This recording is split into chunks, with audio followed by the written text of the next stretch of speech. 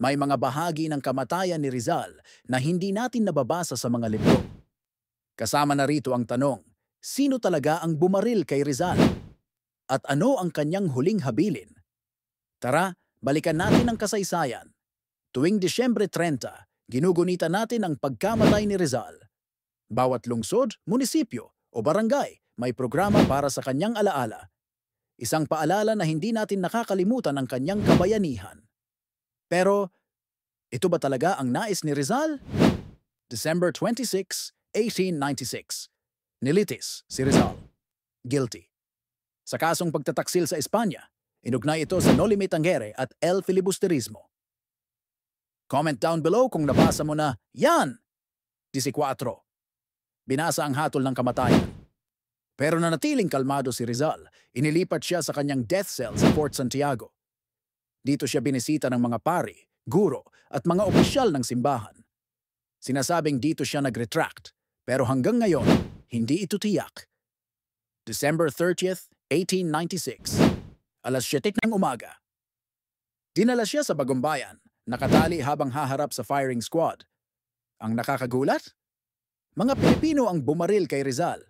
May mga Kastilang sundalo sa likod nila, handang barilin sila kung hindi nila gawin. Ginawa ito para magmukhang malinis ang kamay ng mga Kastila.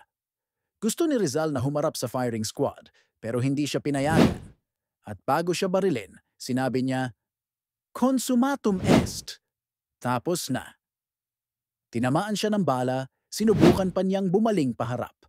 Kaya siya bumagsak na katihaya. Pero bago pa yan, may ibinulong siya kay Trinidad. There is something inside the lamp. At doon nila natagpuan ang tulang Mi Ultimo Adios. Isinulat ito sa gabi bago siya barilin. Dito niya inilahad ang huling habilin. Gusto niya ng simpleng libingan. May simpleng bato o krus lang. Walang engrandeng monumento. Walang selebrasyon.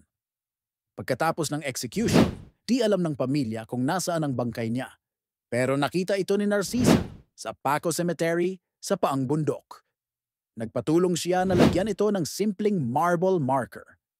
At 2 taon, ganito lang kasimple ang puntod niya.